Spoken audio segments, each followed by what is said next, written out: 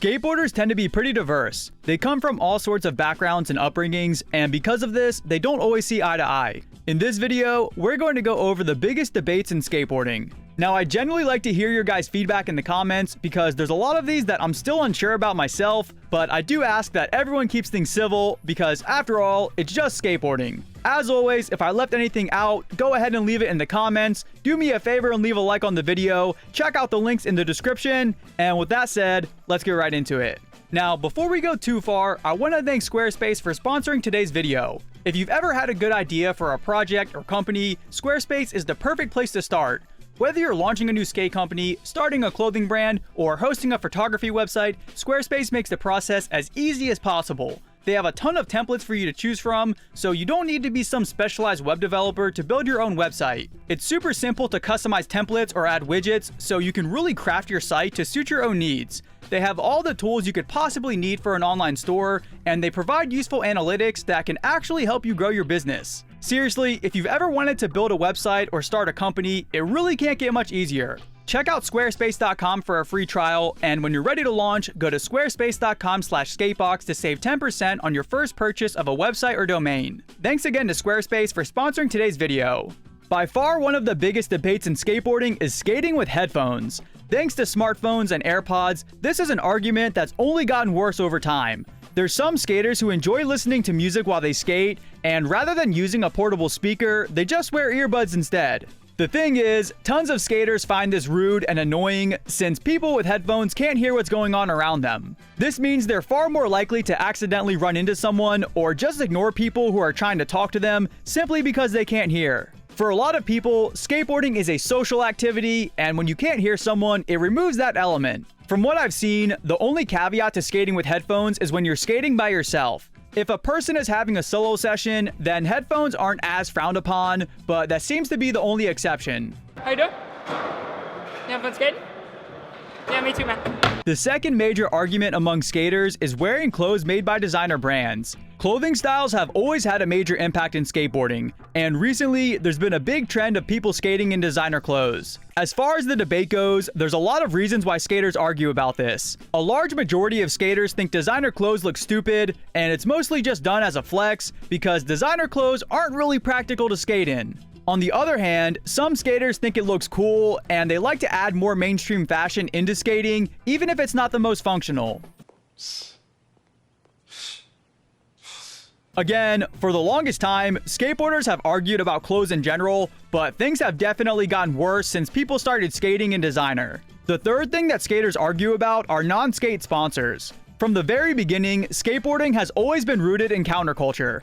For example, when any major corporation tries to get into skateboarding, they're normally met with a ton of skepticism. Because of this, when skaters work with non-skateboarding companies, in the eyes of core skaters, they're often seen as a sellout. Hardcore street skaters be like, man, you did a right car commercial, you sold out. You know what? I'm going to sell out again because they just asked me to do another one and they gave me $1 million for one day of work. Wow. So I'm going to go do that. I'm going to go sell out again big time.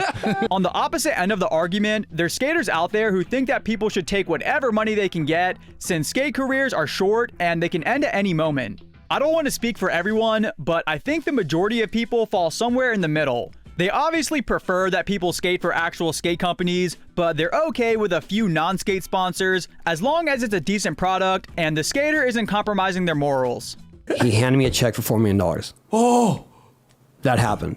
Wow. Moving on, we have the Frontside Overcooked debate. This one seems to have died down a bit, but there's still plenty of people who argue about it. For those who don't know, a lot of people think that frontside overcrooks aren't a trick, since when someone tries to frontside nose grind a rail, they naturally get into an overcrook. Other people argue that not everyone does that, and there are some people who do nose grinds without going into overcrook, so frontside nose grind and frontside overcrooks are definitely two separate tricks. They also say that when someone does a backside nose grind on a rail, they naturally go into a backside crooked grind, so if a frontside overcrook isn't a trick, then technically a backside crooked grind isn't a trick either. At this point, I'm not sure if this debate has ever been settled definitively, but for the time being, it does seem to have died down. You can clearly see the board going off to the side versus this, you can clearly see the board is parallel. I think these are two individually separate tricks that are separate. Next, we have arguing over what the best brands are. The skateboarding market has become saturated with tons of niche brands for every product you can imagine. There's dozens of different board companies, wheel companies, truck companies, and shoe companies, and skaters are constantly arguing over which one is the best. The funny thing about this debate is that most skate products only come from a handful of factories. Even though there's tons of skate companies, there's only a few factories that produce the majority of skate supplies. This means if you're arguing that company A makes better boards than company B, there's a good chance that they actually come from the same factory.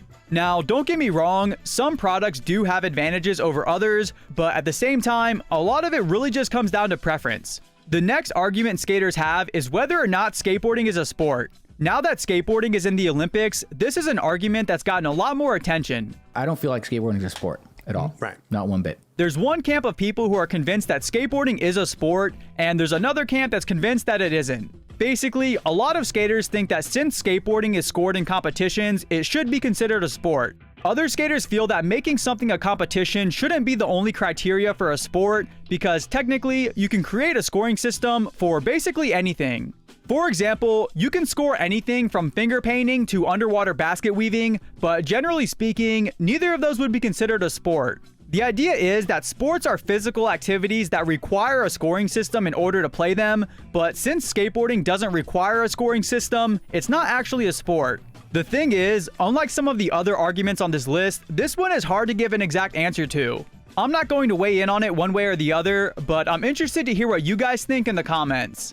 Another major skateboarding debate is about cross-pinching your grinds. In skateboarding, there are three main ways you can grind a rail. You can heel pinch, where your heels are parallel, you can toe pinch, where your toes are parallel, or you can cross pinch, where you lock in with your front truck and your back truck diagonal. Technically, there's also reverse cross pinch, but that's solely reserved for psychopaths. Now, the bulk of the debate here is whether or not cross pinching your grinds is considered cheating. The argument is that whenever you cross pinch, you have a perpendicular stance, which makes balancing way easier than heel pinch or toe pinch. It's similar to how some people argue whether it's okay to drag your tail on a 5-0 or your nose on a nose grind, since realistically speaking, it makes it much easier to balance. People on the other side of the argument will say that it doesn't matter if it's easier because either way, you're still doing the grind. The cross pinch argument is somewhat new because cross pinching really just got popular in the past few years, so it might be a while before anyone comes to a conclusion.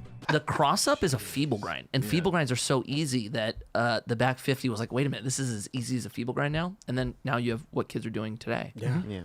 So next up, we have the gatekeeping argument. To understand this argument, it's important to understand skateboarders in general. Skateboarders usually fit into one of two camps: core skaters and casual skaters. Core skaters live, breathe, and sleep skateboarding, and it encompasses most of their life. Casual skateboarders only skate as a hobby, and it's not something they base their entire life around.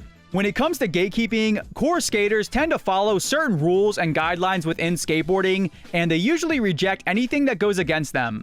This isn't to say there's an official rulebook or anything, but there's general guidelines that they think people should follow. Alternatively, casual skaters feel like anything should go, and there shouldn't be any rules or guidelines. So, for example, they feel like the sponsors you ride for don't matter, the way you dress or the tricks you do don't matter, and overall, it should really just be anything goes. In a nutshell, core skaters feel like a certain level of gatekeeping is necessary to maintain a healthy skate culture. Casual skaters tend to be the opposite, and they tend to take the stance that no one should be labeled a kook or a poser, and instead, everyone should be welcomed regardless. As skateboarding has gotten more mainstream, this is an argument that's come up a lot more frequently, and it's probably not going away anytime soon.